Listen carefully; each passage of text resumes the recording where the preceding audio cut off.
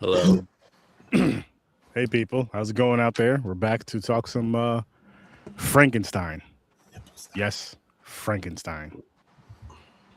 There we go. Just in case you guys didn't know, I could be making this up. I could be telling the truth based on true events, maybe. Everybody had an Uncle Frank. Yeah. And he drank out of a Stein glass. Boom. He always had his Stein with him, so there's Frankenstein. I was gonna say he Boom. moaned. There goes Uncle Frank again, passed out.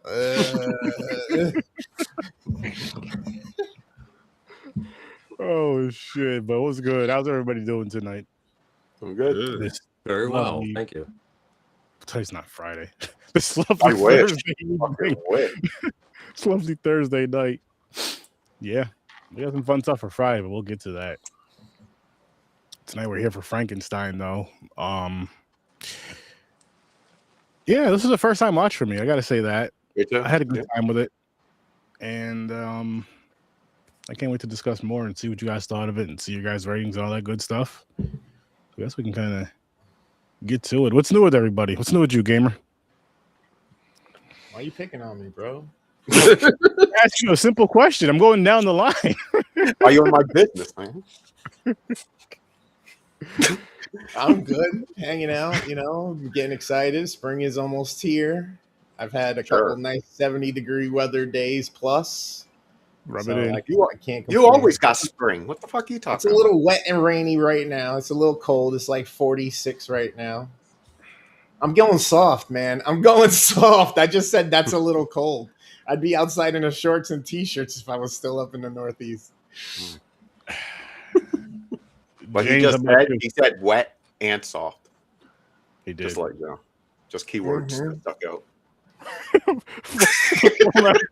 What's new with you, James? How you doing? Just chilling, watching movies, hanging out. Oh shit! Took a How about 2-day you? trip to Syracuse, fun stuff. Nice. How you doing, Trevor? What's new with you? I'm doing pretty well. As James, I've watched a fair number of films.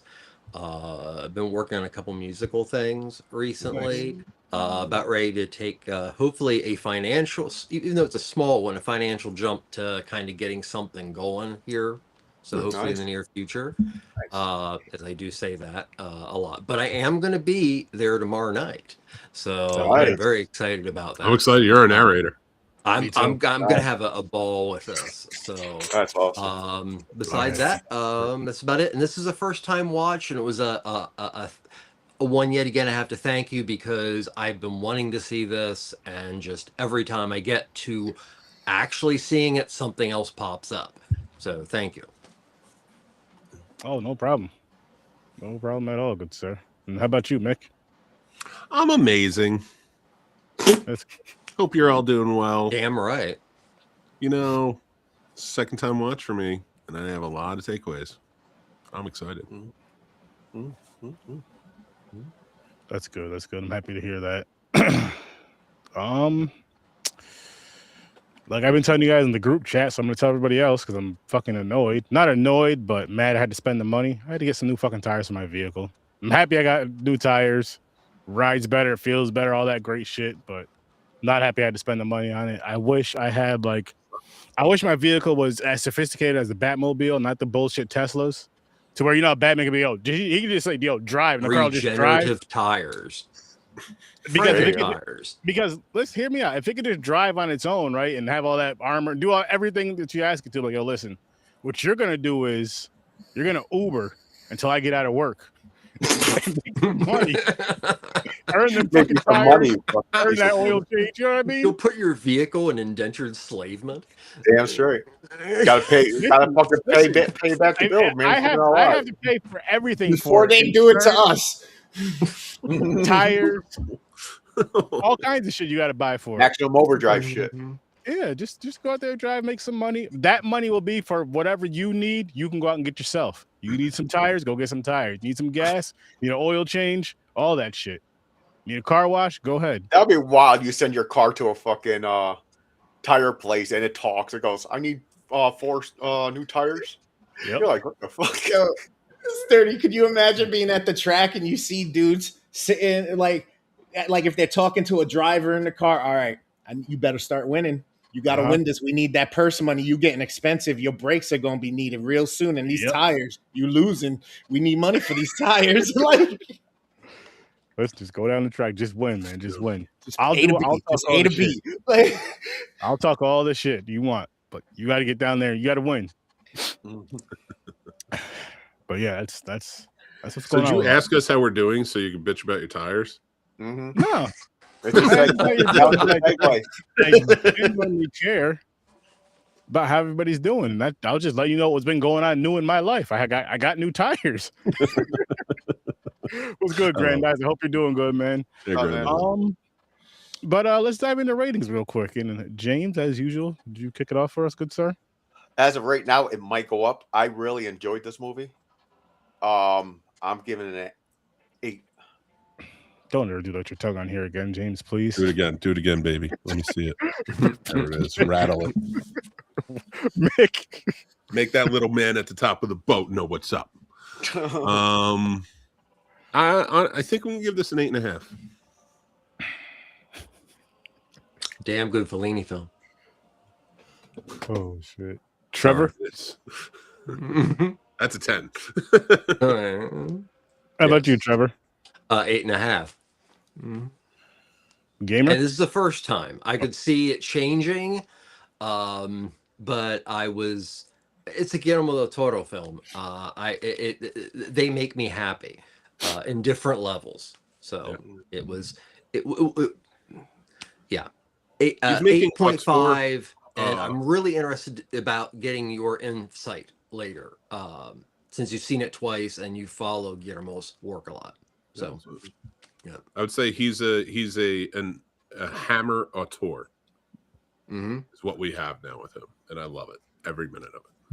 He's also there are like other one of the influences I sweetest saw in this human one that beings in film. I'm interested in talking to you about. See if you saw him too. How about you, Gamer? I'm right there with most of you guys, right around 8.5. I'm honestly gonna give this a 9. This was probably, out of all the Frankenstein stuff I've seen between movies, shows, cartoons, this is probably my favorite one. I think they did I had a good time with the story. I had a good time with the look of Frankenstein. It was completely different from what I'm used to and what I've ever seen before. I haven't seen everything, so I don't know if they've changed them up much, but you know what I mean, from the regular one that we've all know and love. And I just like he was more intelligent. He gained more intelligence as the movie went on and stuff, and I thought that was pretty cool. Which is key to the original source material. But it was a good story, but it was also like really entertaining. And I do enjoy a period piece movie, but again, when it's like interesting and entertaining, something like this. Yeah. But I even had cool kills. I liked when he grabbed the dude's jaw and ripped his jaw off. I was like, yo. Oh yeah, the special effects in this movie are off the wall. Yeah. Awesome. The makeup, every aspect of the look. It's funny because we're kind of talking about Sinners a lot lately, and I still think Sinners is a 5 out of 5 movie for me, or 10 from here. We're talking about, with this movie, I truly, and I think it's chalked up to Guillermo being around for so long, and knowing what he wants. This might be the best looking movie of last year. It was gorgeous. The set pieces were awesome. I agree with you 100%, because as I watched the film, and it's very different than these, but I definitely feel like, Crimson Peak and Shape of Water were beginners for this, but there's such like intense like Hammer vibes in this film also. It's just the look, like virtually everything Guillermo del Toro touches is a phantasmagoria of awesomeness. Agreed. Yeah, this cinematography was phenomenal in this film. phenomenal. And it was another one of those movies that almost made you feel like you were almost like I guess you would say like a fly on the wall. As good as it looked, the sound, the look, the design, just like everything, the feels of this film made you feel like you were really there. And I got something to say. Really quick. I have I don't know if you would call it just there's something about Mia Goth. That's all I'm gonna say, guys. I don't know what it is about her, but I'm digging her. Is it the fact that she looks like Mary Shelley in this? No. Because that was on purpose. What are you talking about, Elizabeth? Yeah. In everything I've seen her in. There's just something about I'm a huge fan of Mia Goth. I think she's awesome. Definitely kind of reminded me of Sadie Frost when she did Dracula, except a lot more stoic. So some influences, and I was doing some reading on this one, see what you guys think. I know Milton's a big influence. Paradise Lost is huge in this movie. Even more so, I would say that's more the theme, or there's more adaptation and theme from that book than the actual Frankenstein. Frankenstein works with it, and I like because this is very different from the book. Yes. For anybody who didn't read it, like it's adapted really well though. Like I love the addition of Harlander, Christoph Waltz character. Some of the turnabout on certain things I really like. They elaborated a little bit more on the his relationship with the blind man. There's just elements to this that really enhance the book, I think, and make a little more sense from 1818, right? So, and I think that's the beauty of a lot of these famous, timeless novels, especially like, Frankenstein. We've been able to adapt to a point where like we've made a lot make sense, and this one does it too, but it does it in such a beautifully steampunk way. So there is that influence of steampunk. I also noticed a lot of influence from Rocky Horror Picture Show. And the thing I really loved about the design, especially of the monster, and by the way, out of every movie about Frankenstein, it is wonderful that he is not a monster in this at all. Yeah, they do play him up as like this brutish monster, whereas he's strong. Yeah, he's got a bloodlust right now, justifiably in many, many ways. And everything he does, like, you have to look at it from the point of view of like a superhero kid. And they do that in such reconstructed by a genius. Yeah. So and the fact that they put this all together, like, this is for me adapting a screenplay. Or a book, not a screenplay, but adapting a book or something, primarily books I'll go with, but like a play or anything like that into a movie. When you do it exactly, which I know most fans are like annoying about, but it may, like, if you can take like a book like Frankenstein, which I think is phenomenal as a book, but it has its flaws due to dated time. And philosophies that don't exist anymore because they've been disproven and things like that. So if you can adapt and still make this such an interesting tale while still hitting the themes of the actual book, people really need to stop arguing this. Like, there are certain elements that make sense. There's it makes sense why Victor Frankenstein's not just rich, why he has a benefactor to do this, because nobody would throw money at this. And he was just just adding the element of his mom and his stepdad, and adding the elements of parenthood and generational trauma and things. Like, there's so much to this. I could tell how deeply personal this was to Guillermo del Toro in this. That's all I got. I mean, what you just said appears thematically in a lot of del Toro's work. And I'd say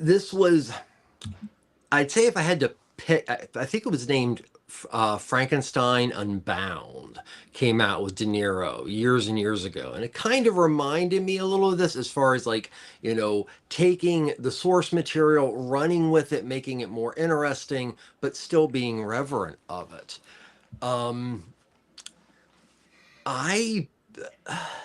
This particular adaptation of the book, I think, conveyed suffering and the suffering of life and the cycle of life, the best of any Frankenstein film I've seen.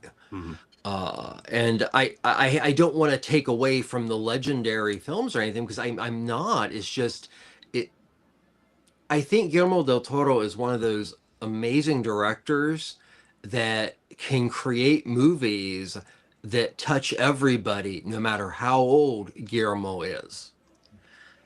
And I think that's, I mean, if you read interviews, you watch him, he is like a child with his excitement.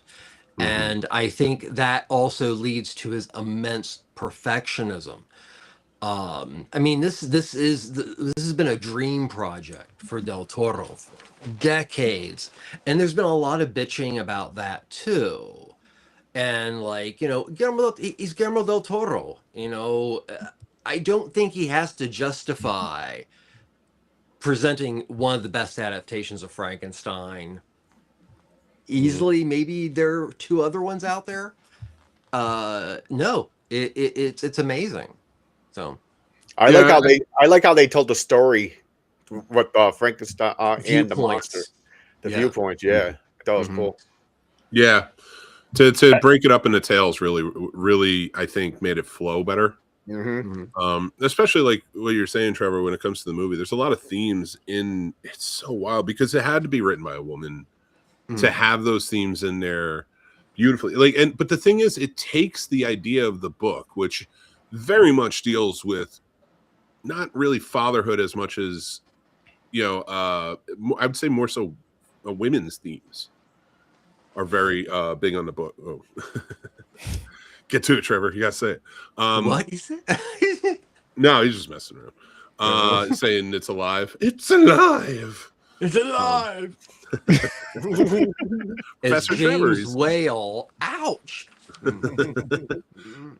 So like, you know, whereas the original had a lot of themes, you know, female themes, things like that. Like this one really did lean in, and I could see that from the director's perspective. Like I said, fatherhood was a big one.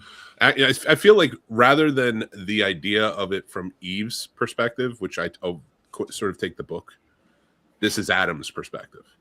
In terms of the monster, where I don't think that takes away from anything she was trying to say. I think the addition of who Elizabeth was in this movie, I mean, because she's very different too. But it adds a motherly instinct, you know, and honestly, the way he looked at her, I did not see a love for Elizabeth from the monster, so to speak. As much as I saw a very similar love and relationship like Victor had with his mother, you know, and I think that's where I took the jealousy of Victor to be. He wants to be looked at as God. He is Satan in Paradise Lost here. You know, and anybody, if you've read Paradise Lost, fantastic poem, check it out. But he is the Satan. He's the fallen angel, is Victor in all of this. And he knows what he's trying to do. He's trying to be God because he's distanced from God since he lost his mother, which was his God. And I think adding that element of adding Elizabeth in, not as sort of a companion. Yes, a companion. I'm not taking that element away. But not so much the companion, but the other face he saw outside of Victor, and the only other face besides the blind man, and then the captain and such, that showed him kindness. Yeah, an actual ally, and like that motherly feeling, like, because that is a complete and different feeling he gets from Victor, and to see them come back together in the end and sort of make that amends, I felt was a really powerful move too, which you didn't have to do, but I'm glad they did. Yeah. And just to go back to what James was saying, ties back to the old man and how important that old man is, because without the old man, there's no way that Frankenstein's son would be able to accept that. Well, you know, another beautiful part about this is too, they never say the word Frankenstein. No. It's never said. He only calls himself Victor, and he only wants to be called Victor. and that, you know, so I do love that the movie's called Frankenstein. It's very clearly, you know, always been a thing, but Victor became the real key here. And honestly, like, to your point too, Trevor, adding those elements in, like the old man, who David Bradley, I love David Bradley. He played the first Doctor a few times and such. So, and he's from Harry Potter. But playing the blind man and being his friend and being a family that he needed after he lost everything and couldn't remember who he was. The beauty of that is it's the knowledge he's given. And that knowledge is what propels him to make better decisions than even Victor himself. And that, to me, that he was that apple, so to speak. Yeah. And I love that they play that up. He reads the Bible. He reads the Paradise Lost. He you know, all these different things. He really gets into Milton. That's for damn sure. Yeah. So and that's a good hint to the tragedy of it all. And what we're going to see. Sorry. Going back to what James was saying about how they both told their side of the story pretty much. That's something I wasn't expecting at all. And I really, really enjoyed that perspective. When you see Frankenstein finally get to Victor and goes in there. And my first thought was, oh, shit, he's about to fuck him up now. But he was like, pretty much, yo, listen, shut the fuck up. It's my turn to talk. Here's my side. Here's what happened to me after you did all of this. Here's what happened to me. And you're just like, holy shit. And you're seeing his story and you're just like, yo, his story is so fucking sad. Like, he got treated like a monster, like an outcast and all this other shit by the guy who created him, who in this situation, I guess would be technically like his father, and just kind of throws him to the side, burns the castle down and all this other shit. And had to change of heart at the very last. You couldn't get any later with the change of heart he had. You're like, oh shit, the whole thing's on fire now. Let me go inside and try to save my kid. Oh shit, I have a mortgage. Yeah. Boom. Another thing I really, really, really enjoyed, and I say this all the time when I see it in a movie when they do it, is when Frankenstein is chained up in the basement and he's playing with the one leaf and he puts it in the water and just watches it go out. And later, that's how he escapes. Yeah. Like, that's how he gets out. And I was like, I love they did that. I love, what is that, foreshadowing? I love when they do that. Just because it seems like it's just so insignificant. It's like, okay, he's playing with a leaf. The leaf went down the drain and went out. And then later on, that again, represents freedom. Boom. And he's free. And shit, he just, it's again, it's a tragedy.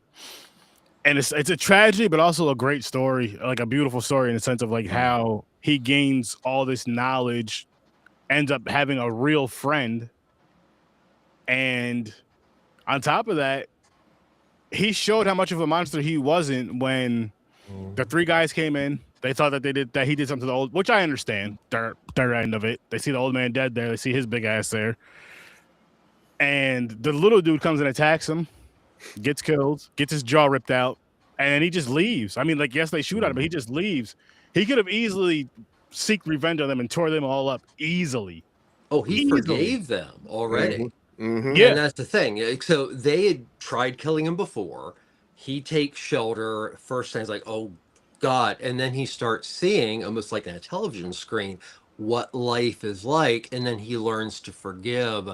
And once he's learned to forgive, he's then shown that humans are not good yet again. And that's another theme in Frankenstein, that, you know, it's like, oh, humanity. He's lusting for humanity so much, but humanity continues to disappoint him at every turn.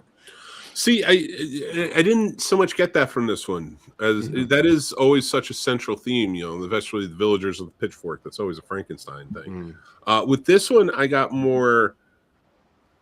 One aspect of it is that I loved about this is that he learns just like a child does. Everything from how the water works with the leaves, and so that leads him to getting out. Right? You know, like he understood these things as he was learning as he was going, adapting to seeking refuge in the mill, and then learning how to speak and read and write and such through that. you know, through the family and such, then you know, it really does take you through like age by age how he learns so much. But so by the time he starts telling his story, it's already astounding because you're still thinking, even what's his name, Victor himself is still thinking he's still the monster that I remember blowing up. Mm-hmm. Yep. And like sees no humanity. And I think to me, it really deals in the fear of it all. And I like the addition of the almost sort of superhuman strength. It was different. And the healing and such. And the healing factor, yeah. The healing it was interesting to me because it's something he didn't want. Yeah. You know, but he kept the tragedy kept of alive. eternal life. But that eternal life, because it's never really been a theme. Like it's a theme, but it's not a theme that the monster has eternal life. You know what I mean? So like for this to be added and the idea of so much loss, he's always still a very peaceful character. He doesn't lose his character his way. He becomes entrenched in trying to get this doctor. But he doesn't want to hurt everybody there if he doesn't have to. You know, so like even then there's no mindlessness to it on this front. So like to kind of like just pushing back a little bit on that, is that when the monster really comes into all of this, he's more angelic. I mean, even in appearance, like I love the way the designs, like they really went more angelic, but they also gave you almost the heart of a child through the entire thing. And I don't think he ever made a decision where I'm like, I don't think, like, I get it. I get where he's at in his mind. Every decision that Victor made I was like, you're a piece of shit. You know, but it's kind of interesting how the perspective of Victor is very similar to the perspective of the monster. So Victor's father has basically thrown him to, you know, his only worth is his father's reputation. He finds safety in his mother. It is the only safe person that he can be who he is with. That person is suddenly taken away. And once that person is taken away, his whole world, mentally, physically, everything changes and he spirals. So the Frankenstein monster or person or son awakens and discovers the first person he sees, the first name, Victor, which may as well be father or mother, hates him from the get-go. He's introduced to Elizabeth by mistake, even though it's a short time, it's enough of a empathizing on a human intellectual level that it's almost like when she protects him, it's like losing the mother again. And then he just goes, I just gotta kill him. So yeah, I like that. And to sort of elaborate on something I liked about that aspect of it more, too, is the idea that with Victor and like his father and how much that completely shapes who Victor is. The beautiful part about it is like he didn't know his dad for the most of the part until those last days, right? So like I took from it, he was always gone, and when he was gone, he was fine with it. I get to be with my mother. You know, he says it in the movie and whatnot. But the reputation is the thing that was always beat into him, right? Like that's my most valuable thing. You're going to be my reputation. And like, so his reputation is he's the greatest surgeon of all time. So when the mom dies, his reputation dies with Victor. And then it becomes like, and I love the way they play it off, especially the kid played it really well. I don't know the actor's name who played the young Victor, but the way he played it was really well, and almost say, I know what your reputation is now.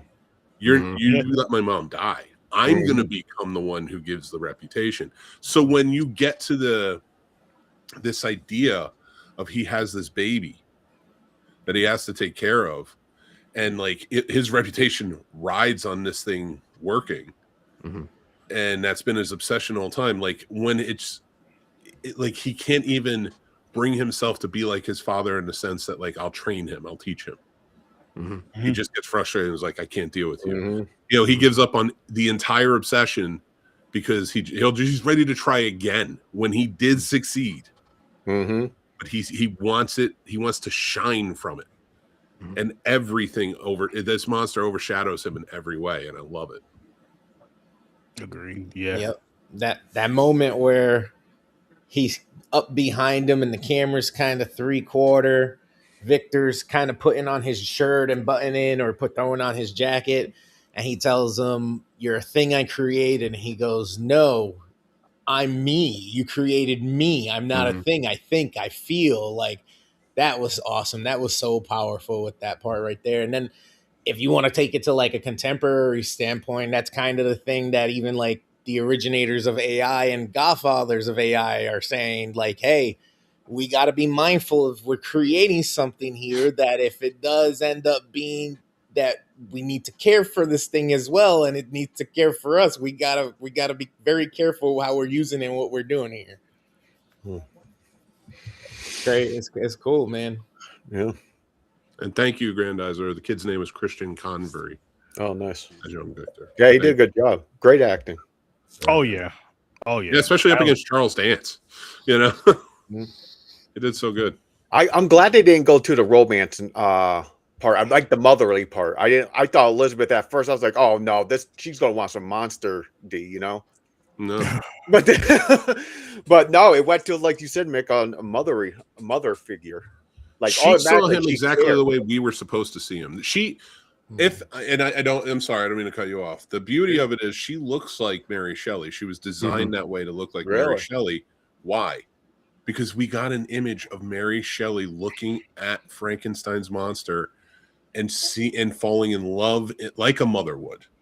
That's the imagery we got. This is like, that's the beauty. This is real auteur filmmaking, and that's what I love about Guillermo and guys and girls like him who go out there and make these movies. This is them. This isn't Mary Shelley's Frankenstein. This is Guillermo's complete idea of Frankenstein. And, you know, to kind of give a yin and yang to it, which ironically Jacob Elordi's in this one too, you had Emerald Fennell, who just made Wuthering Heights, which is sort of a sadomasochistic, not really a love story. I don't know why it keeps getting pushed as one, but this is very much a love story, right? She adapted this. It's like a 14-year-old's wet dream. It's like, it really is. Like, every aspect of it's beautiful. It looks good, but the story is very much childish. And it doesn't work. It's not adapted. Like a Baz Luhrmann film with tits and ass. Well, no, there's no nudity in it whatsoever, and I applaud her on that. A little bit through the see-through dress. Baz Luhrmann with a lot of bikinis. I know. Oh yeah, that's right. The white see-through well, dress anyway, later in the movie. So like, I'm taking that movie and comparing it to, because they just came out and had the same actor. Both you can adapt a movie. You can adapt a book or a work and change it, but this is the way to do it. Not a way where you are taking a story and fundamentally saying, I missed the point. The themes from the book are very much here, and it pays a good homage to the book and other things that has been adapted from it since. So I guess the reason I'm bringing both of them up is because this is, to me, this is a true vision at work here, especially when it comes to an adaptation. I love that aspect. Trevor, you just had a lot to say. No.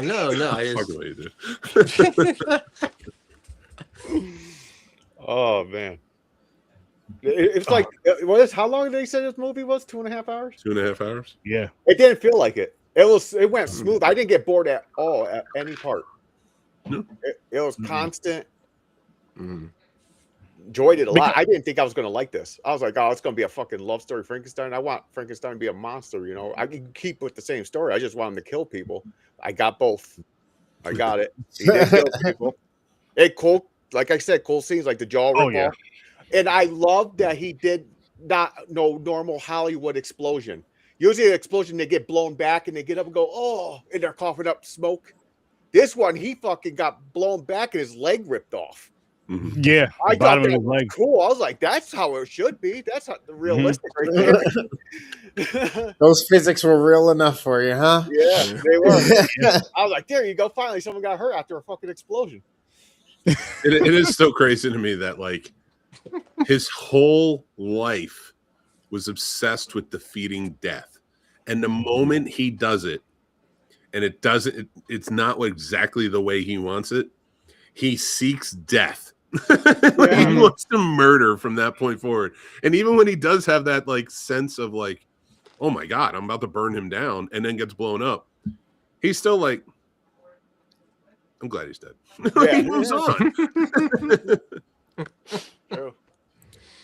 Well, I wanted to take it back really quick to something you said, Mick, about the scenes with Elizabeth and the creature, as we'll call it, and that Del Toro and the costume designers and makeup department did a beautiful job making her like Mary Shelley. And to like hardcore horror geeks, you know, it is, it's that, it's like having the Virgin Mary of goth look at Jesus. It's that like, it's just really cool. And it was just one of those things that, you know, stylistically, yeah, but also I think it's just, it was one of those things that was put in for reverence in itself too. It really doesn't work because God is Jesus, though. So I'm just busting balls. I'm trying to give Sturdy some comedy on this on this horror podcast. Oh man. I also like the part where he wanted a companion. I mean, out of desperation, he just lost like his whole way of life in a moment. Like, it makes sense because he knows he can't die. He's gonna be alone forever. Nope. And he humbly asks. That's the thing. He was chasing him like he wanted to rip his head off. Victor. He gets like in the book. Hey, he make me a girlfriend? In the book, he begs. Did anybody catch the universal reference after she is shot?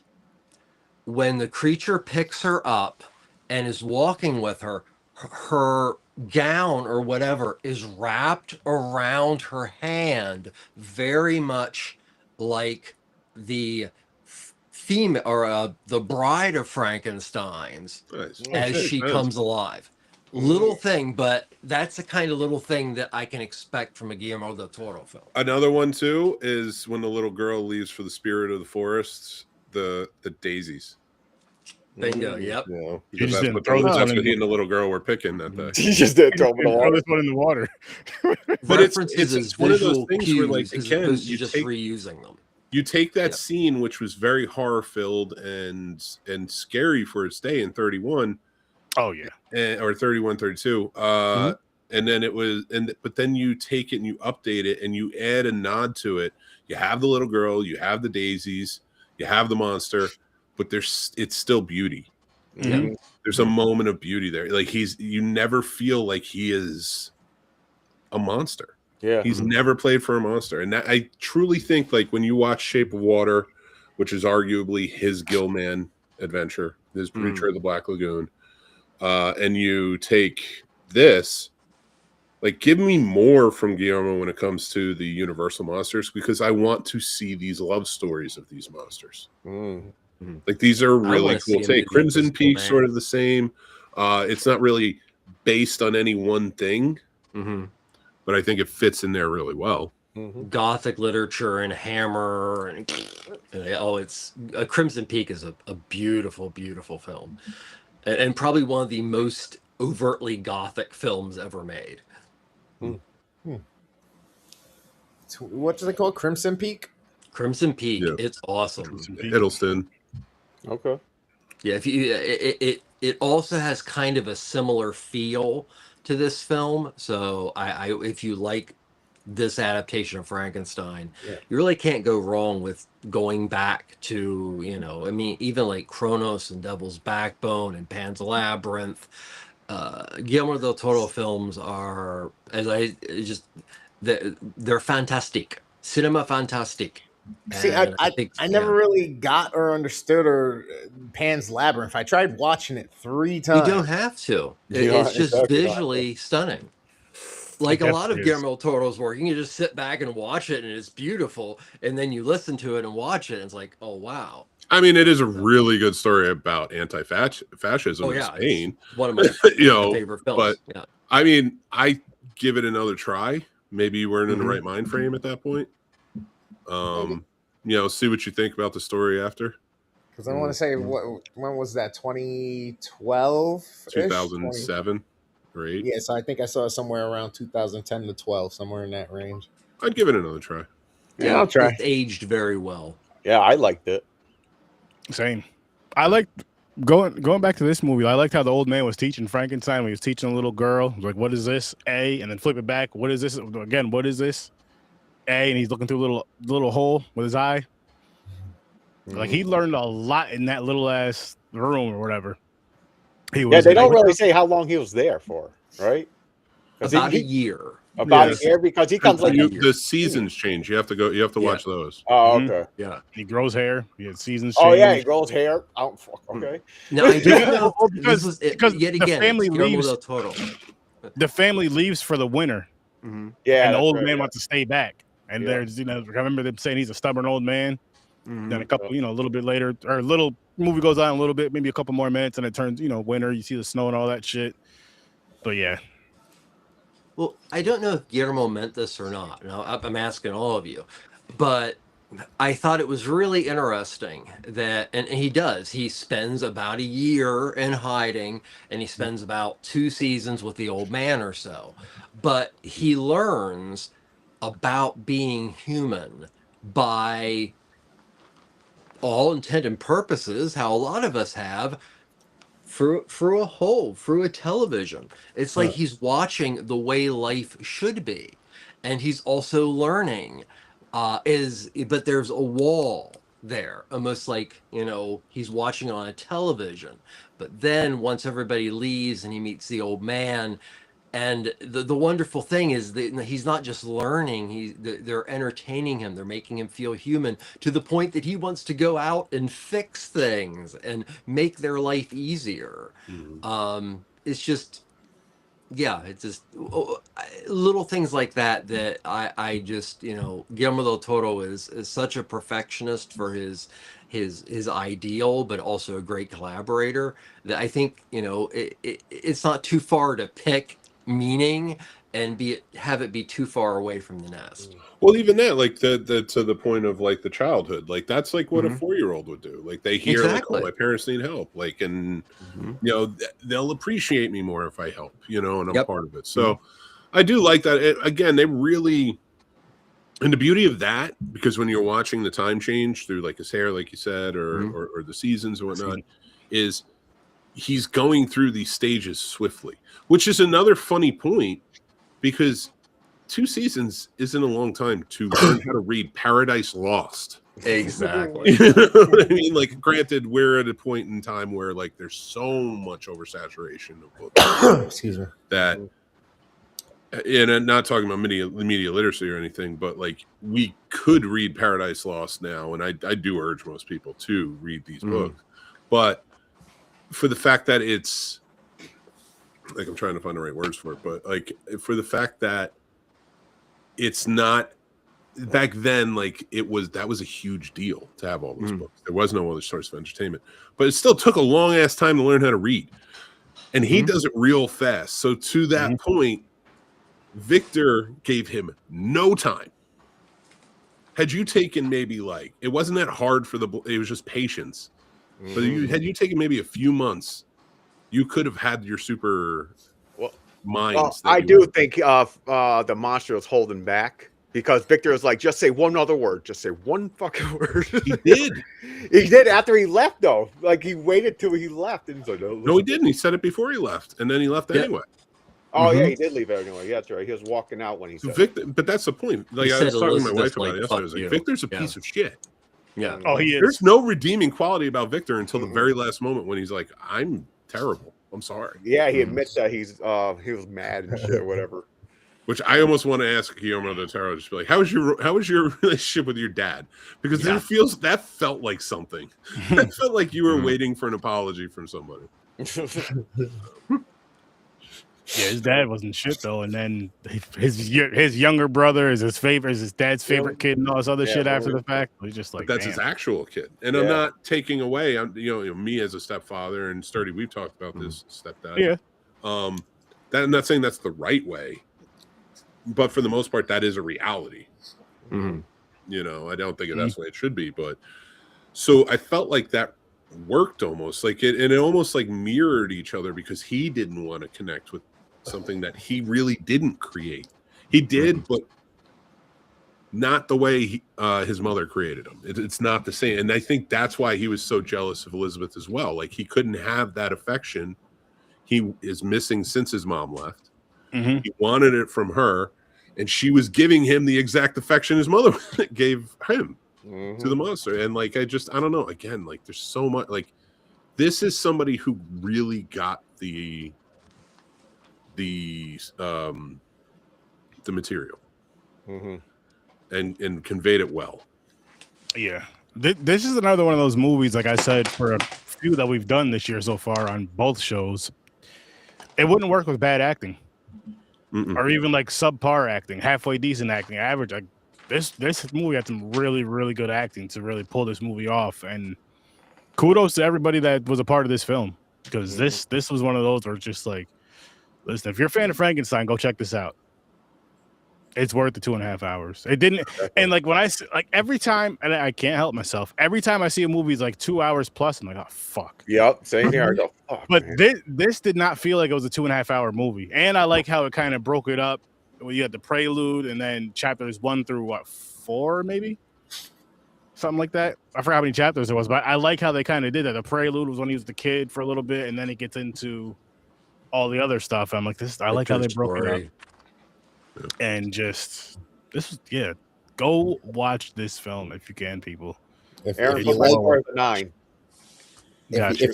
you liked or disliked Moon Knight from Marvel on Disney Plus, but you liked the actor, but you just didn't like the show's writing or the way the story went, he's in it and he's the main. He's Victor, and then shit, what was the other one? Oh, the dude from Inglourious Bastards, the bad Nazi guy there. If you like him, I always forget his name, but everything he's in, he always plays a good baddie. And Trevor, say nothing. Say nothing here. Does anybody remember where Victor's dad is from? And do not say Game of Thrones, even though he is Tywin Lannister from Game of Thrones. I've never watched Game of Thrones. No, I know something you did watch with him in it. He was the bad guy with one eye and Last Action Hero. Oh, wow. Wow. I remember among many other baddies in cinema. Yeah, but I remember when they watched that movie, so that's why I went with that. Yeah. Wow. So I got to give them what they watch. I can't just give them everything. I wasn't going to remember that one. Watched that months and months and months. I watched it 30 years ago, and I still remember. In a theater. You got a good memory, man. Almost, not for everything. Yeah. Am I married? I can't remember. 5 kids? Listen, calm down, you. Wow. I hope your wife didn't hear that. You made a joke about his wife. Am I married? Like, she don't exist, but you say you really exist. He's like, calm down there. Watch out for the kids. Yeah, I looked up like I was people want to kill me today. Don't worry. I didn't do it. Oh man, I love it. Is that his name? Christopher Watts or Walls? Christopher Walls, yeah. Christoph Waltz. Yeah. Christoph Waltz.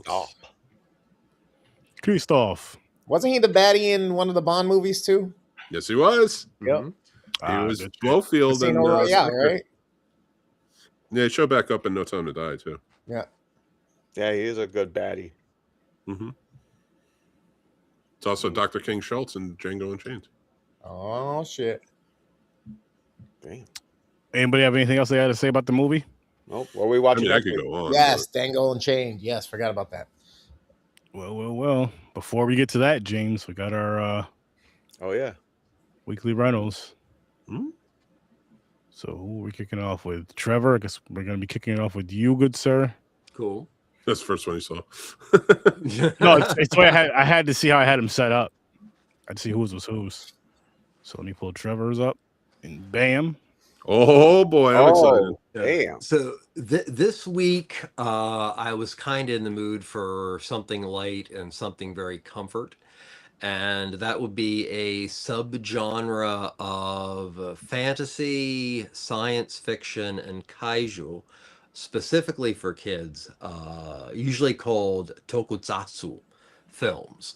The first I watched was up there, The Golden Ninja from 1966, a wonderful black and white film by Toei Studios, which is like, Toho, Dai, Toei, directed by Himeji Sato, who was a journeyman director, but starring the always sexy Sonny Chiba as Dr. Yamatome.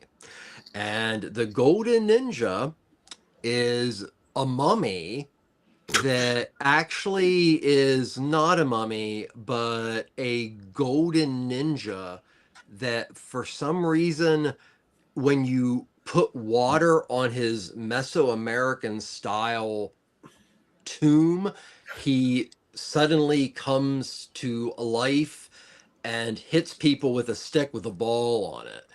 And he communicates with people and this little girl with a bat. And the villain, it's just mind-bogglingly bad in all the right ways. So that's 1966 Golden Ninja with Sonny Chiba.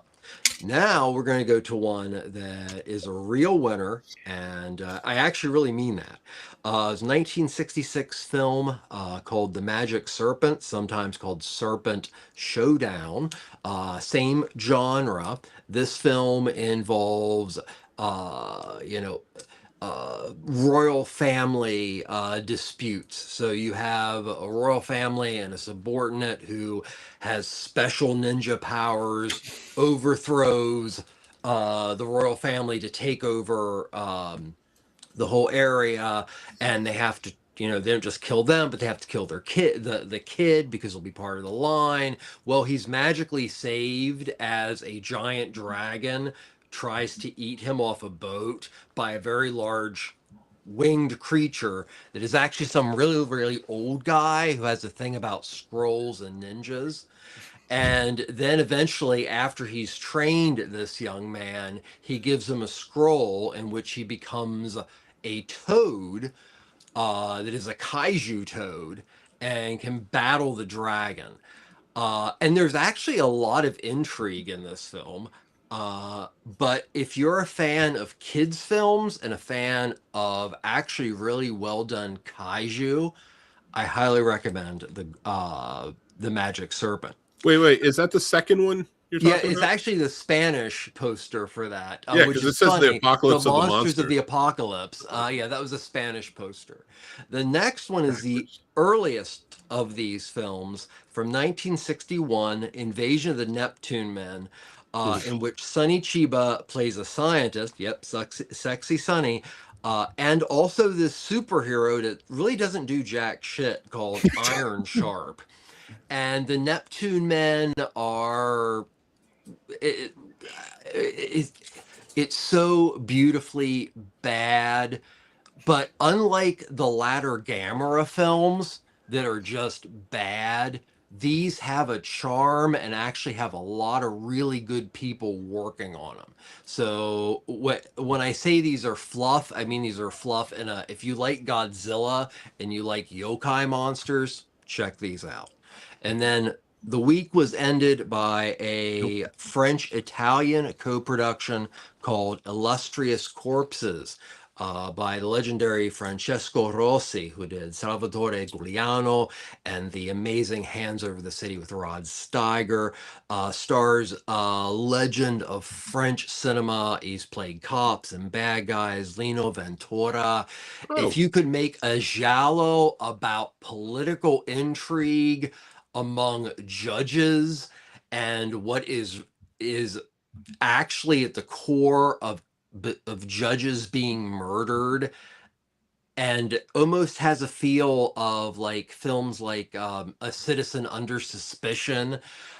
This is a hidden gem of mystery and political intrigue, yet again called Illustrious Corpses from 1976. Nice. So, that's what I watched this week. So which one is the late fee? Anything with Sonny Chiba, you need to watch all day. Well, I love Sonny Chiba so much, but I would have to say, if I had to hold on to it to the point that the video store stopped calling me, it would have to be 76's Illustrious Corpses, because it's a genuinely amazing, well-made film. Okay. Nice. Gamer? Yo. All right, so very different. I tried to be I tried to be a bit fun with this one. So I started off with Family Plan. It's kind of Nobody meets I guess like Family Vacation. It's like you got a guy who's got a very set of special skills, and he uses them to protect his family, but yeah, his family doesn't realize they're in danger, and he is the reason they're in danger. So they go on a vacation, and Mark Wahlberg plays Mark Wahlberg as Mark Wahlberg. So if you like Mark Wahlberg, hey, go park the car in the garage and then go watch the flick. And then with the second one, we got The Oath. It's a bit family oriented. It was a holiday movie. I missed around like the. This is not a family film. No, it's not a family film. I said it's a bit family oriented. So if I can continue, sir. Okay. A family has a gathering for Thanksgiving, but there's a lot of political turmoil going on in the world, and there's division between people and something, and like a day that's almost kind of like the Purge and what's going on with like ICE type situation. And shit goes haywire in the house. And the family is all pulled together and united through all the haywire shit while doing haywire shit to federal agents. So if you think that sounds fucking crazy, it probably isn't. I believe we reviewed that too at some point. We did. For Thanksgiving. You guys hated me for doing that. Yeah. And then what was Playdate? Yeah, this one's interesting. I watched it because it has the dude from Reacher, who I think is going to be a Batman, right? No, he's built. I think he might be the next Batman or something like that. There has been talk about from fans that he should be up for it. I love that guy. Reacher's great. Yeah. And then since I had watched Kevin James in Here Comes the Boom, I was like, okay, let's see what this is about, because I saw the trailer, and within 3 seconds, I saw a vehicle sliding sideways, which was a minivan with kids filled in it, and one person wasn't having that much fun, and the other person seemed completely in his element. So off of that little bit of the trailer, I said, yep, go and watch this. And it was a good time. I had fun with it. The banter back and forth is kind of interesting and funny. The whole situation occurs with Kevin James' character doesn't realize he's sucked into like some spy type shit. Mm-hmm. And the other guy basically is using the cover of being like a father or a stepfather to a child. And then from then you're going to have to go watch the movie, because I don't want to give away too much, and I don't want you to be ruined by anything. But I know that shit goes off the rails in a weird way. From that point on, it's pretty much like, wait, I loved it. Okay. For what it was, I loved it. I enjoyed it. So for Family Plan, I give that one a 7. Not really worth the late fees, but if you happen to forget and you happen to have it, watch it again. For the second one, I'll give that one an 8. It was a bit more comical, had a good time. I watched it late night and it kept me up. So good to go. And then what's number 3? Oh no, I said Playdate. That was 3. So Oath was 8.5 for me. Playdate was an 8. Had fun with that. Rental Family. Very interesting. I love Brendan Fraser. He doesn't get enough love, and he got shunned and blacklisted, and I'm glad he's making a comeback. I gotta watch. Don't talk about blacklists. Huh? Don't talk about blacklists. Trust me.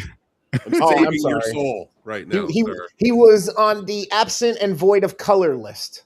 There you go. No, I wasn't. Didn't mean it from that. It wasn't the word black. That was the problem. So currently, I'm against blacklists, and people want to kill me. So there's hope for you. If there was hope for Brendan Fraser, he's making a comeback. There's retribution for you. You'll be fine. There you go. It was a great movie. he plays an actor who's basically petitioned, contracted by a young lady to play her husband, soon to be husband, because she has a secret in which she doesn't want her family to know. And he starts developing this. He's torn because of his values and the lie that he has to portray, but he's doing a job. But then he's also getting all involved with the atmosphere and culture of Japan and stuff like that. So he's learning and growing himself through this process. And then he's also realizing things like, even though he doesn't feel the greatest about it, he can see by the end of it how his actions made so much other of an impact to somebody else's life that made their life better, that sometimes things aren't always just about us type deal is what I got from it by the end of it. So if you kind of like movies like that, it's not very high impact or actiony or anything like that. It is a very dialogue driven movie, great comedy, some values in it. And again, it's Brendan Fraser. So if you liked any of the movies, George of the Jungle or anything else he did, just go watch it, because the man's back. He's doing his thing. This is like the third movie in the past like 3 years that I'm like, yes, thank you, Brendan. If I can add to that, you should watch this movie. It's a fantastic film. That was a 9 out of, like, for me, I do out of 5. So it was a 4 out of 5 film for me. But so in here, I would say 9 out of 5, maybe. Yep, I was going to say Great 9 movie. as well. Great movie, dude. Yep. That was a good pick. Any of them worth the late fees for you, gamer? Oh, yeah. The Rental Family, for sure.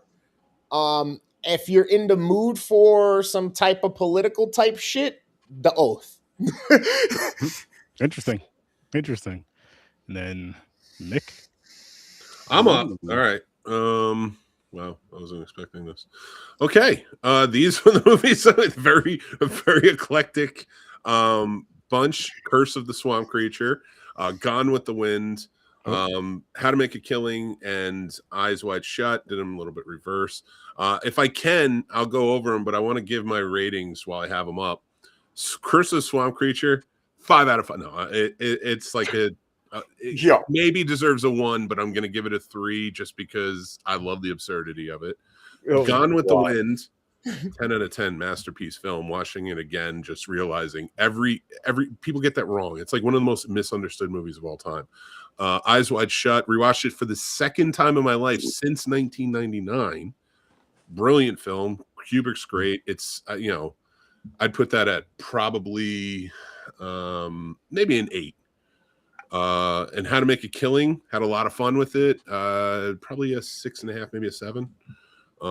These are all really great movies. How to Make Killings out in theaters now. It's from A24. You can go check that one out. Glenn Powell does a good job. Margaret Qualley is in it.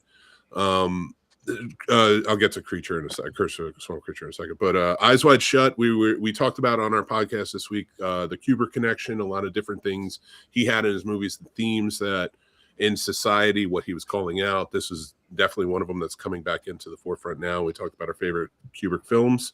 And then we had Gone with the Wind. One thing I want to say is I hear a lot of people argue about how bad and racist that movie was. Yes.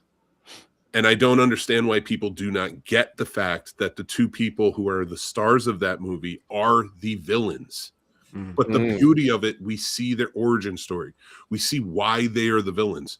Why they are racist, why they are misogynist, why they are all of these different things. They're like, like, I don't understand how people. It could be because of that stupid sequel she wrote years later, which we've argued about on our shows before. That turned it into a romance when this is never meant to be a romance story.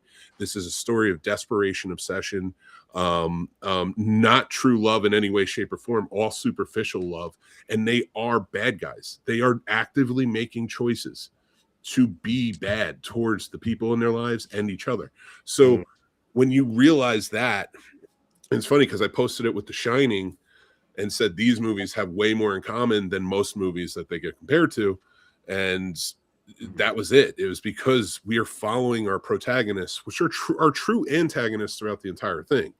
And that's what makes these stories so interesting, is because we see their perspective perfectly. And I love that. I love that feeling of it.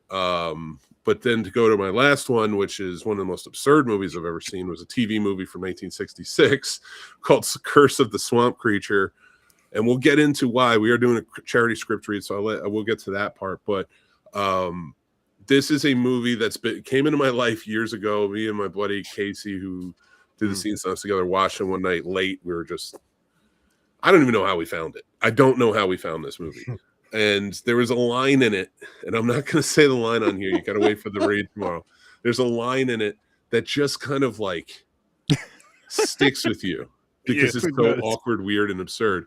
And that we just started quoting that line to each other every once in a while. We would just do that line, and every so often became our thing. And then Sturdy last year and I really deep dived into this one for a potential project. And honestly, like when we had this chance to do the charity script read and read a script, this felt right.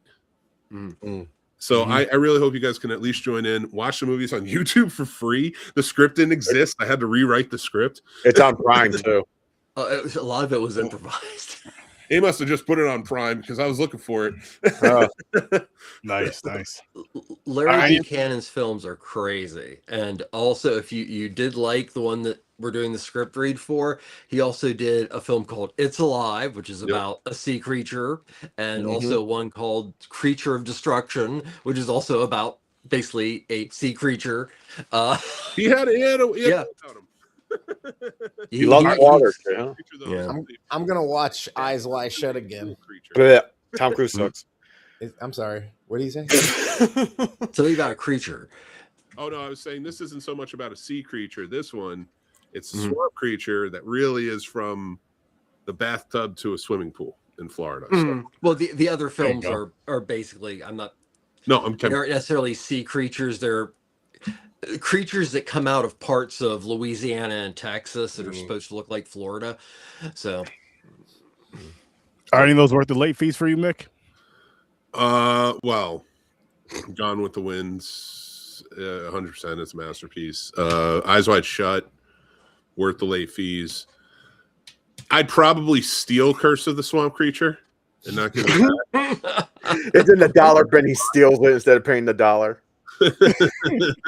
I'd ask to can I have this, please? I'd buy it in a box set of Larry's complete work. I mean, right? I could probably remake the movie in a couple of days, put it on its VHS tape, and then stick it in a box, and nobody would notice. Yeah. But How to Make a Killing was fun, but yeah, I would. Yeah. That's not worth the rate. I'm gonna check that out at Eyes Wide Shut since it came up again so close. I remember seeing that movie and not getting everything, but feeling a certain way about just the fact that I was watching the movie. And then by the end of it, and that movie always stuck with me, and it was always in the back of my mind. So I'm definitely gonna go back and watch it now that I'm super perceptive to all these different little things and nuances and fucking imagery and shit like that. So, and if you want to see lots of sex parties, lots of what? Titties. Oh, well, yeah. All over that fucking. Yeah, revisionist reviewing did a lot. I got my own. When it came out, it was not. Kubrick fans were not happy. Oh shit! And it's aged like a lot of Kubrick films very, very well.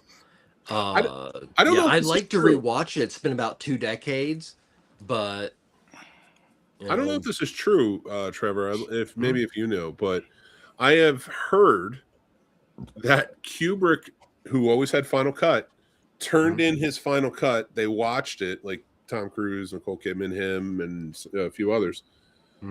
Saw his cut. It's been re-edited, and he died 6 days later after that. And they re-edited it and put it out. Oh shit! Was that is it like the story with Cruising? Although that's kind of real too. That they removed a good portion of what went on in the mansion. There's I heard that story. That's a question. I don't know what they would have taken out or how they would have changed it. But there are parts when you do watch this movie, rewatching it recently. I'm like, there's things that feel like unfinished, and that's not a Kubrick thing in his film. Yeah, Kubrick. Yeah, I had heard that it was excess sexual things. I had heard that it was the studio, but then I also heard that it was the Scientology church really did not like that he did this film. Put a lot of stress on Tom Cruise. I was this the one that he boycotted for a while doing press for? Well, he took like 3 years to make this. Yeah, for the most part. So I don't. He might have. I don't. But no, I think that's what I've heard. I mean, it's kind of the same story that you have with like the missing 40 minutes of William Friedkin's Cruising, which is basically all the bar stuff and more hardcore, what's removed from the film, to also be like, William, you can't release a 3-hour film. We're going to remove this. But yet again, nobody has come up with, okay, so James Franco supposedly recreated that 40 minutes, but nobody spit up new extra footage from Eyes Wide Shut and vice versa. And nobody's ever said anything about it either. Yeah. Wow, that's interesting. Oh, Aaron, I did watch movies. I watched that the movie for tomorrow, the swamp creature thing. And I watched The Shining, a miniseries. I forgot. Because I was gone for 2 days, Monday and Tuesday. Mm-hmm. I was like, I didn't watch nothing this week while I was watching a movie saying that to you. This guy, man. Can I ask you something? Now that you've seen Curse of the Swamp Creature, dude, are you excited? Dude, yeah, actually. I'm still confused. What woman am I? Am I the Brenda. one who gets trapped? The husband? I'm the wife of the doctor? No. Oh, okay, the other one. Okay. He's the wife. Chris? Me? You're Brenda. John Agar. I'm Brenda. Yeah. Okay. Oh, yeah. Oh, boy. Oh, yeah. It's going to be fun time. And Barry Rogers, baby. I don't know. I think this is one of those moments where I should take a moment and let Cat Williams flow through me. I ain't wearing no dress. You don't have to if you don't want to. No, I'm not going to either. I'm not going to do it because I'm pissed off. I have a blonde wig. All fucking females in this movie have black hair. I don't give a fuck. You don't have to look just like I do. I got to do the vision in my mind. Dude, he's a method actor. He becomes the person. You do not dress up to play Pat, Chris. I'm taking that role and I'm going to dress up. Okay. No, I don't want to do that. I'll give it to you. Easy. I'm in a wife beater. Got it. Great. Now I got to find you somebody else. Nick, are you dressing up? Something's wrong. It is the drums. There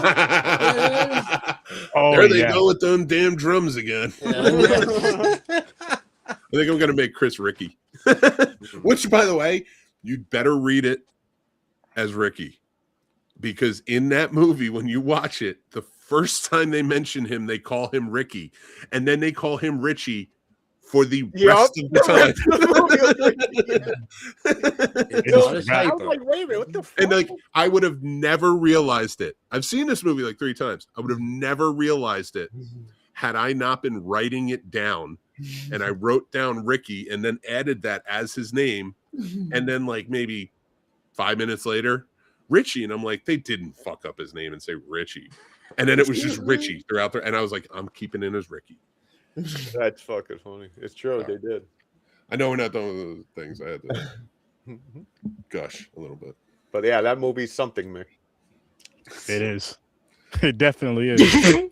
Best looking on-screen monster. How long is it?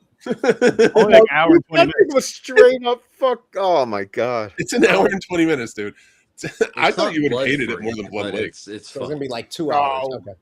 Dude, they have a boat scene where they travel down the river for like the shit. There's not one line of dialogue. Nope. From the 10-minute 52-second mark until like the 15-minute 32-second mark. Okay. I made sure to pay attention because I'm like, this is longer than the boat ride. That's not the why I like Blood Lake. Blood Lake was just boring to me. They didn't do nothing, and it was so dark. Yeah, that's true. There was so much shit going on in this. Yeah, I'm like, the fuck is going on? This one actually something's happening. I can follow the story. Like, the witch doctor comes out of nowhere.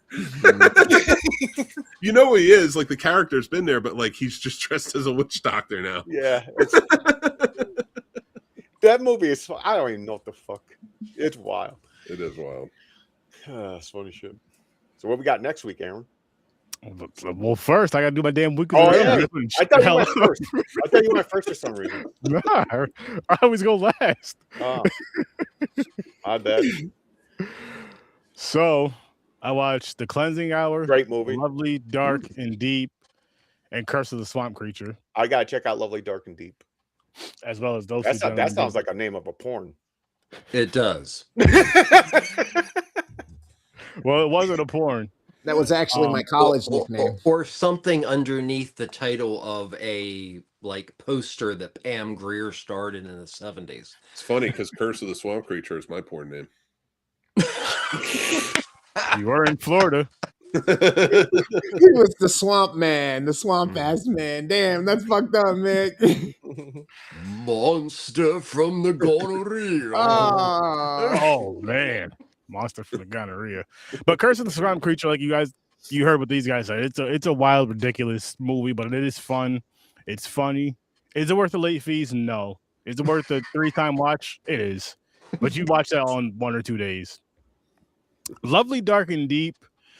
It's starring Georgia Campbell, but it dropped the ball with it. I really didn't care for that movie. It's about she's a ranger in the movie. Some other rangers go missing, and she tries to find them, and then it felt very incomplete. The story felt very incomplete, in my opinion. If you want to check it out, definitely go check it out. But it just wasn't really. It wasn't worth the. It's definitely not worth the late fees. And then The Cleansing Hour. This one, I won't say it's worth the late fees. It was definitely the best out of the 3. It was a good time. It was a fun time, and it had an interesting take. Like, it was an exorcism type of movie, but they were doing it via live stream. Mm-hmm. And so you have 2 friends that grew up through Catholic school. One of them was good at it. One of them was not. As you see through the flashbacks and all that, if you do watch the film, I don't want to give it away too much, but the most interesting take for me was how they're doing the live stream with the exorcism, and then you find out some shit. I don't even want to give that part away. You just find out some shit about it, and you're like, "Oh shit, shit!" But Aaron, real quick, sorry to cut you off. This is the movie I mentioned when we reviewed Late Night with the Devil. I had the same vibes a little bit because it was live. Okay. Yeah, but there was a few twists in this one where like, oh shit. One, yeah. But then when it turns on them, and it's just like, oh, this got fucking serious now. You're like, oh shit, and you see why the what would you call it, being or whatever is getting stronger. You see why it's getting stronger at certain points in the film, and you're just like, wow, it was a really interesting movie. It's a real interesting take. I think it is worth a watch, but again, none of these for me this week, unfortunately, they're not worth the late fees. They're not worth keeping. They're worth watching at least once. I said Curse of the Swamp Creature. That's just so ridiculous. You want to watch it a couple times. I don't know about that. I think it's my 3rd watch today as well. I think it was my 3rd watch today as well. Please tell me that you said that because you follow the scene snobs. Please tell me. Oh no, he's coming after you. I was like, if this bled over to having... No way. Oh no, he's going after you. All right, never mind. Ronell, if you knew me, and you've known me for years, and if you've paid attention to this amazing horror podcast, the best one that you ever heard in your damn life, you would know how I feel about the Scream movies. I don't like them at all, so I'm not going to waste my money. I'm not going to waste my hard-earned money on going to the theater to watch something I don't like. What is wrong with you? You're about to get death threats, dude. I'll watch it when it comes out, or whatever the case may be. But other than that, fuck that movie, fuck that franchise. Don't talk about the Scream franchise. They don't like that. I'll still watch it, but not pay for it. But exactly. I'm not a fan of the Scream movies. Now the newer ones are a little bit better than the originals to me. Because I've come around. Don't string me up. I'll be there with bells on. I won't be. I'll be at home. Mm-hmm. I'll be at home. But now let's see what we're gonna be slicing and dicing next Thursday at 8:00. Which one was the one with the internet seance or whatever? Oh, Cleansing Hour. I would keep that if I would. It's not worth the rental. I'm saying if someone gave it to me, I'd be like, oh, cool. I like that one. It's worth the rental, not worth the late fee. But the Cleansing Hour, it's a good time. It's a good time. It's definitely worth the watch if you've never seen it before.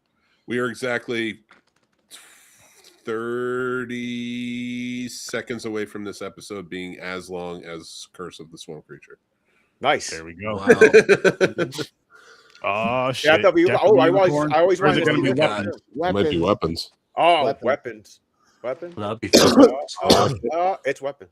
Yep. Oh, nice. Weapons. Nice. Weapons. Y'all are good one, guys. Yeah, I was hoping you get the other one, so I can be here for this one. We are watching Weapons next Thursday, so Very nice. if you're in the comments and you don't want it to be spoiled, watch Weapons before next Thursday. And if you don't mind that, well, pop in, show up next Thursday for the live. If not, come after and watch the show or listen to it later on. Put us on mute. Make some comments like you're hearing your own story, and hit the like while button. you're watching the movie. Yeah. Or that. If you don't want to spoil it, just hit mute and just watch us anyway. Imagine that shit. People start making content off of doing that Mystery Science Theater type shit off of other people's content, just sitting there in the shadow making commentary off of people do that. People do that. Yeah. People do that all the time. I guess we're not special enough. Nobody's done that to mine. I just We want don't- one we're not- person to be sitting there watching and be like, this monumentally fat fuck.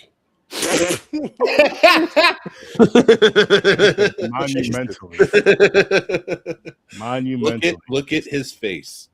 Oh, He looks like he should be the henchman in a retarded revival of Guys and Dolls. By the way, I've co-opted the word retarded. It now means MAGA. It means what? You mean Magaloid? Like Magaloid better now. Magaloid. Oh, That is fantastic. I think that's a new one. But the thing is, like, if you call a white person retarded, they lose their fucking minds. not me. I go. How did you know? But if you call MAGA that, they'll go crazy. Let's do it. But people, No, now I'm saying say what's Magaloid. already implied. I mean, No, Magaloid is the way to go now. That's a good one. That's a good one. we do have something very awesome. No, I don't like Scream at all, Grandizer. Not even the first one. Magtarded. Very Even fun. the third one, that's the one you went to? That's the jumping point? No, I said the first. Fucking That's magtards. You said the third one. I was going to be like, No. that's like Magtards. everyone's least favorite. The first one. Mag-tarded. All of them are my least favorite. I like it, but whatever. Carrie Fisher. But I'm gonna let Mick take it away for this because this is what we're gonna be doing tomorrow at 7:00 Eastern time over on the Scene Snobs. Boom. All right, guys, just remember as we do this charity script read, I am a fan of Scream and everything Scream. And I don't hate Scream whatsoever. That's all Sturdy. Go after him. No. Tomorrow night, we are going to be reading this amazing movie we talked about quite a bit, Curse of the Swamp Creature. It's our absurdity script read. So that means we're going to be throwing things at people. And you'd better be ready. I'm going to highlight some words throughout the script, and as they are said, we are going to have to spin the wheel for more and more absurd shit we're going to have to do. Who knows? Maybe Chris will be talking like Rosie Perez all night long. Who knows? Maybe we'll have accents. Maybe it's going to get wild. Maybe some of us have to take our shirts off. It's the way it's going to be. Shit. You better start wearing another shirt underneath. I'll tell you that much right now. Come prepared. You say the wrong word, you might have to strip. This is an OnlyFans exclusive. Wow. No, I'm kidding, of course. Getting a little absurd, ready for the absurdity. Our friend Chris, who has MS and has been suffering a long time, has gone through a really hard bout lately. He was in the hospital for an extended period, and now he's home. He can't work, and the bills are piling up, and they're a lot, as we all know. So we want to try and help him as best we can. So make sure to check out the links. You can donate now at any time, but join in for the show. It's going to be a lot of fun. Tomorrow night at 7 p.m. Yes. It's gonna be a great time. As Fucking shirt This off guy. already. this guy. We didn't even spin it That's yet. tomorrow's show. That's not tonight's show. My bad. I get excited. Shirts But, versus skins. I always have a good time with these charity events that we're a part of. Whether it be the script reads, which honestly, I feel like, especially with these absurd ones, probably the most fun. That because it just gets ridiculous. Besides Dan jumping off a ladder or falling off a ladder, actually, to be more accurate. Jump, fall, slip. That show's funny. Hey, Yeah. Mick. Yeah. Can we do a charity script read for you? We can actually read script 1 or Scream 1, 2, or 3, and it can be to help fund your services. Donate to the Mick Manhattan Memorial Services now. We're going to read Scream 7. Oh man! Oh man! I love that. I didn't even talk shit about Scream 7. I talked shit about Paramount and like who owns them now, and also I talked shit about not Scream 7, but like the decisions that were made on Scream 7 before it came out. Yeah. You know, and I'm not getting on here about this. This is my show, but it makes me laugh that everybody latched on to, you don't want us to see Scream 7. Nobody, like one person mentions the genocide I talked about. That's the fun part. Because that's what it is. The minute somebody says anything about anything, the initial thought is cancel? What do you mean? I just said I urge Or people I to don't do the want to same. think that deep. Yeah. Take That's 2 just seconds to go, oh, those are the words that he used, and that's what he means. I want them to say like something bad about my mom, and I'm going to spoil the fucking movie.